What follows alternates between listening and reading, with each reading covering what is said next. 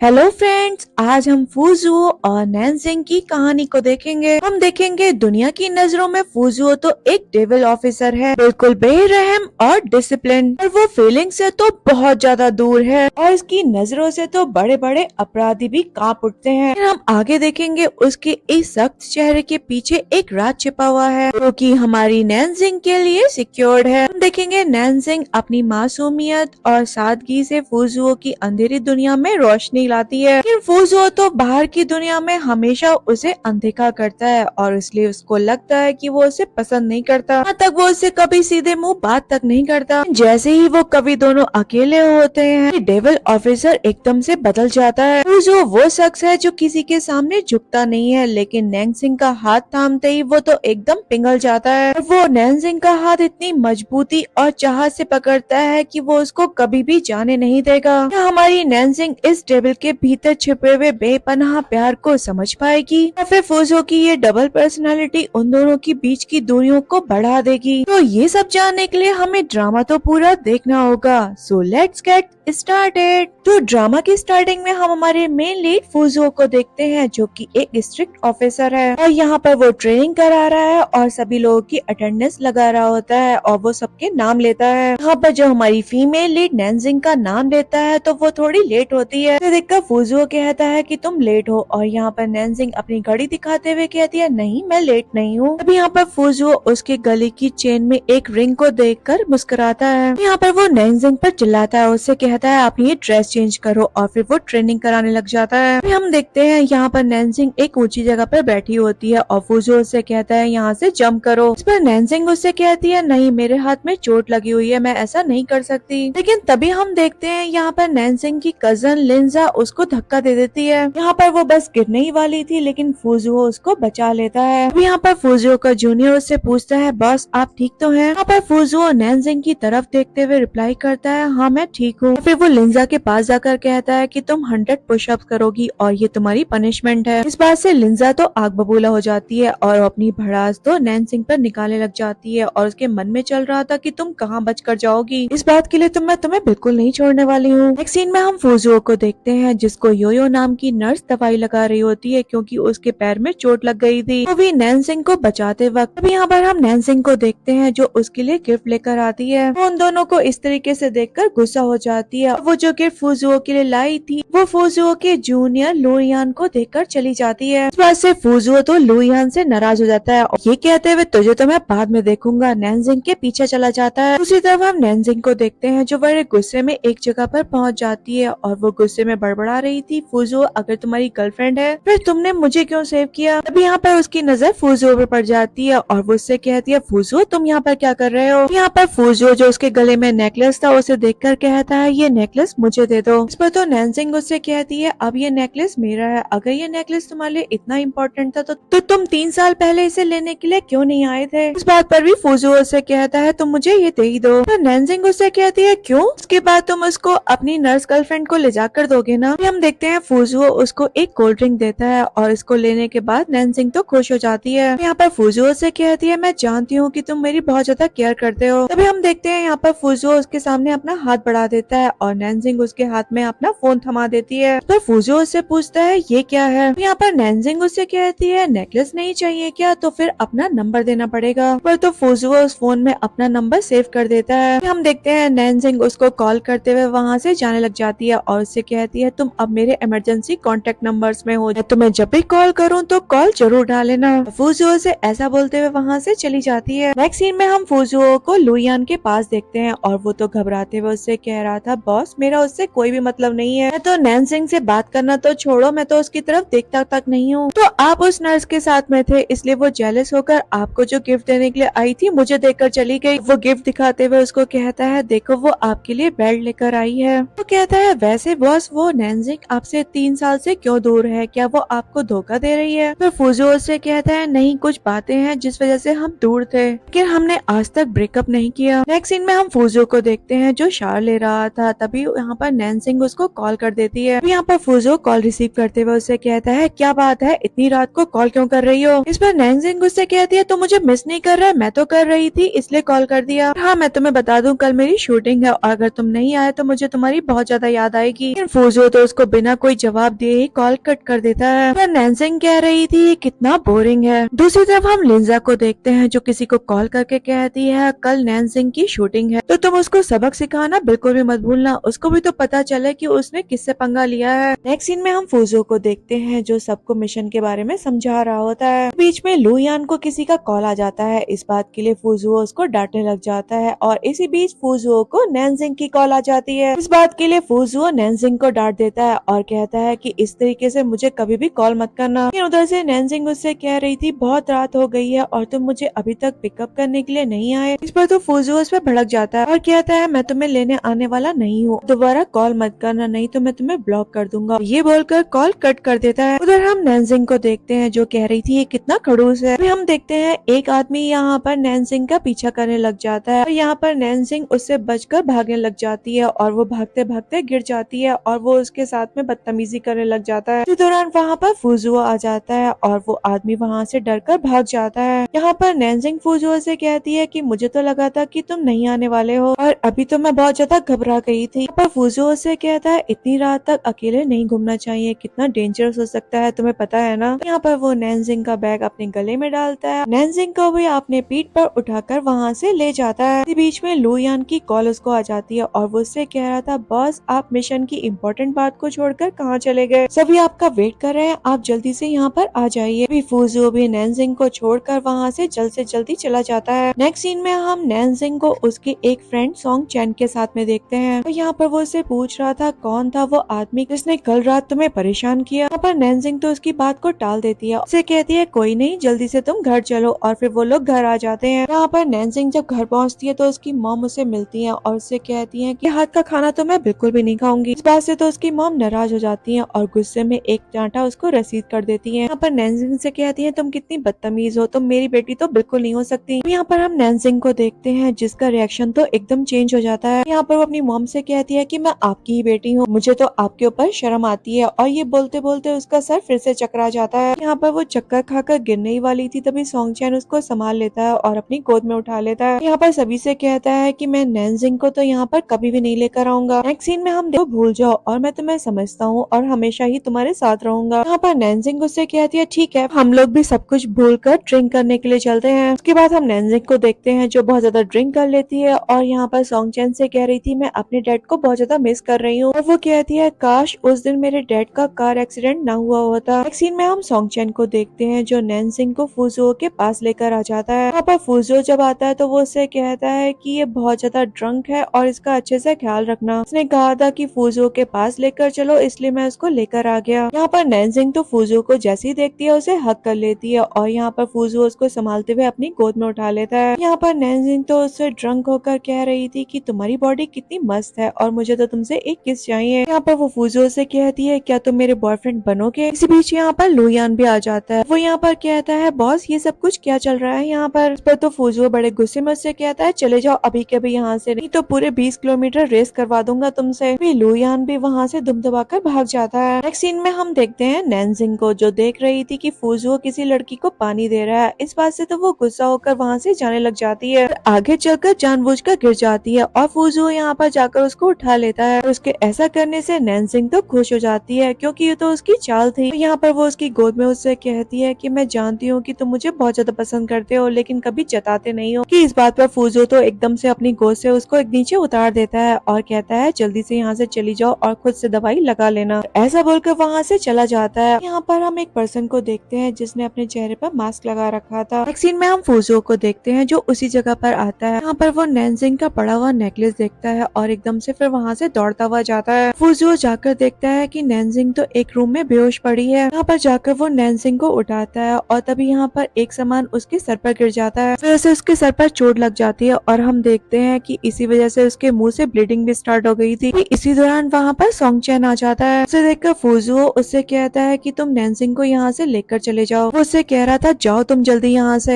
Song चैन जब उसको लेकर जा रहा था तभी हम देखते हैं फूजुओ को तो कुछ याद आ रहा होता है। याद करा था इसी तरीके से नैनजिंग को 3 साल पहले मास्क लगाकर कोई ले गया था, बिल्कुल सॉन्ग चैन जैसा दिखता था। था। नेक्स्ट सीन में हम फूजुओ को हॉस्पिटल में देखते हैं। जैसे ही उसको होश आता है वो तुरंत ही नैनसिंग के बारे में पूछता है। दूसरी तरफ हम नैनसिंग को देखते हैं जो कॉल पर बात कर रही थी। तभी यहाँ पर उसके पास में एक पर्सन आता है जो यहाँ पर पीछे से उसको टच करने लग जाता है। तो एकदम से नैनसिंग दूसरी पर्सनालिटी में चेंज हो जाती है। यहाँ पर उसको अपनी पास्ट की कुछ झलक भी याद आ रही होती है। याद कर रही थी कि एक आदमी ने उसको पानी में गिरा दिया था। यहाँ पर नैनसिंग तो एकदम चेंज हो जाती है। सामने वाले पर्सन को एकदम प्यार से टच करने लग जाती है। लेकिन ये क्या, वो तो उसको एक लात लगा देती है। अभी हम देखते हैं फूजू वहाँ पर पहुँच गया था और उसको देखते ही वो पर्सन तो वहाँ से भाग जाता है। यहाँ पर नैनसिंग फूजू से कहती है कि तुम मेरी इतनी केयर करते हो और कहते हो कि तुम मुझसे प्यार नहीं करते। इस पर तो फूजू से एकदम से कहता है क्या बकवास कर रही हो। इस पर तो नैनसिंग अजीब अजीब बात करने लग जाती है। फूजू उसके इस बिहेवियर पर कहता है कि तुम नैनसिंग नहीं हो सकती। यहाँ पर नैनसिंग उसके करीब आकर हंसते हुए कहती है कि अगर मैं नैनसिंग नहीं हूँ तो फिर कौन हूँ। फूजू को ऐसा बोलकर वहाँ से चली जाती है। यहाँ पर नैनसिंग के ऐसे बिहेवियर से हम देखते हैं फूजू तो एकदम शॉक्ड हो गया था। नेक्स्ट डे हम नैनसिंग को फूजू के पास देखते हैं और वो उससे कह रही थी तुम यहाँ पर क्या कर रहे हो, क्या तुम ठीक हो। इस बात पर फूजू उससे कहता है तुम ऐसा क्यों बोल रही हो, तुम्हारी तबीयत तो ठीक है। और यहाँ पर वो उसका माथा भी टच कर रहा था। तो तुमसे कल भी यहाँ पर मिला था, क्या सच में तुम्हें याद नहीं है। फिर नैनसिंग उससे कहती है वैसे मुझे क्या याद नहीं है। पर तो फूजू भी बात बदल देता है और कहता है कुछ नहीं। यहाँ पर फूजू अपनी बाइक से जाने लग जाता है तो नैनसिंग भी उसकी बाइक पर बैठ जाती है और बैठने के बाद फूजू से कहती है कि मुझे भी तुम एंटरटेनमेंट इंडस्ट्री के पास छोड़ देना। यहाँ पर हम नैनसिंग को देखते हैं जब वो वहाँ पर पहुँचती है। यहाँ पर उसकी एक फ्रेंड शाओ बहुत ज्यादा उदास बैठी होती है। तो यहाँ पर नैनसिंग उसको इस तरीके से देखती है तो पूछती है क्या हुआ तुम्हें, तुम इस तरीके से उदास क्यों बैठी हो। बताती है कि लिंजा तो डायरेक्टर से मिलने गई है और तुम देख लेना ये वाला प्रोजेक्ट तो उसी को मिल जाएगा।